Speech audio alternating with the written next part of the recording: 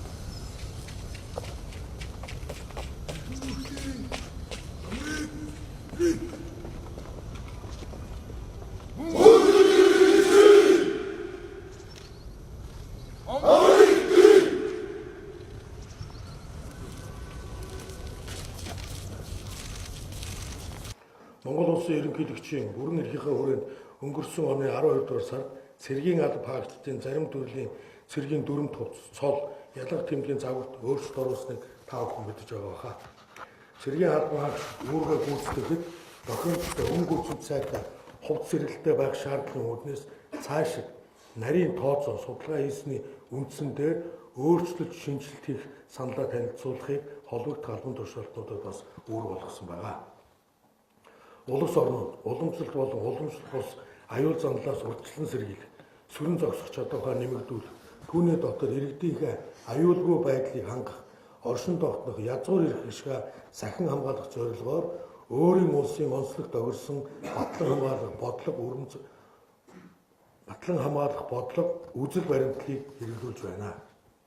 Монгол улсын аюулгүй байдлыг улс төр дипломатын аргаар хангах, цэргийн итгэлцлийг бэхжүүлэхэд инхийг дэмжих ажиллагаа цэргийн хамтарсан сургалт дадлаг ихээхэн ач холбогдолтой. Цэргийн хамтын ажиллагааг хөгжүүлэх, инхийг дэмжих ажиллагаанд оролцох оролцоогоо нэмэгдүүлэх бодлогыг тууштай хэрэгжүүлэхэд төрийн цэргийн байгууллагын удирдах бүрэлдэхүүн та бүгдийн үүрэг оролцоо туйлын чухал юм аа.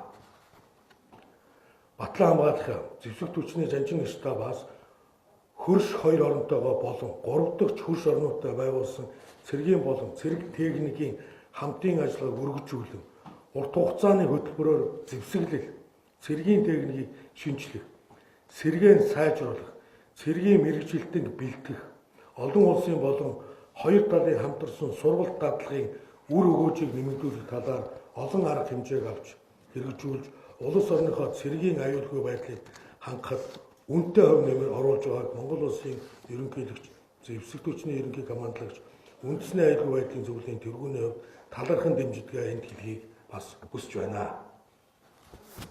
Тухайлх юм бол Оросын улманы улсын батлан хамгаалах яамнаас Монгол улсын зэвсэгт хүчний хэрэгцээнд буцалтгүй тусламжаар нийлүүлсэн аэродромын газрын тоног төхөөрөмж, техник хэрэгслийг хүлээн авч ашиглаж байгаа нь агаарын цэргийн үүрэг гүйцэтгэхэд ахиж гарсан гэж бас үзэж байна. Оросын улманы улсын батлан хамгаалах яамнаас жил бүр явуулдаг олон улсын цэргийн наадамд манай зэвсэгт хүчний бие бүрэлдэхүүн мэрэгэн буудагч, танкийн батальон, хээрийн гатгаа зэрэг төрлүүдээр амжилттай агуулan оролцож байгаа тухай жанжин штабын удирдлагад бас надад илтгэсэн. Айрмын тоглолт, цэргийн наадмын хүрээнд өөрийн нутагт анх удаага 10-т морин цэргийн уралдааныг явуулсан ерөнхий командлагчийн хувьд талархалтайгаар бас хүлээн авч байгаа. Энэхүү уралдааны зохион байгуулалтын өндөр түвшинд явуулж цаашид уламжлал болгон өргөн үрээтэй явуулахын төлөө хичээл ажиллах ёстой юм аа. Бүтээн байгуулалтын ажлыг гүйцэтгэхэд ажиллах хүчин ихээр шаардаж байгаа боловч өнөөдөр манай улсад ажиллах хүчин дутагдaltaй. Тэдгээрийн мэрэгсэн байдал хангалтгүй сахилга зохион байгуулалт сул хөдөлмөрийн бүтээмж доогуур гэсэн үндслээр бүтээн байгуулалтанд гадаадын ажил хүчийг татан оролцуулж байгаа нь иргэдийг ажилдаа орлоготой байлгах талаар төрөөс баримтшгүй байгаа бодлого Монгол улсын үндэсний аюулгүй байдлын ашиг сонирхол сөргөөр нөлөөлж байгааг хэн бүхэн та бүхэнд тусмаа ойлгож байгаа. Монгол улсын ерөнхийлөгч зэвсэгт хүчний ерөнхий командлагчийн 2018 оны 1-р зарилгаар зэвсэгт хүчний бие бүрэлдэхүүн техник хэрэгслийг улсын хөгжүүлэх бүтээн байгуулалтанд оролцуулах журмыг баталсан байгаа.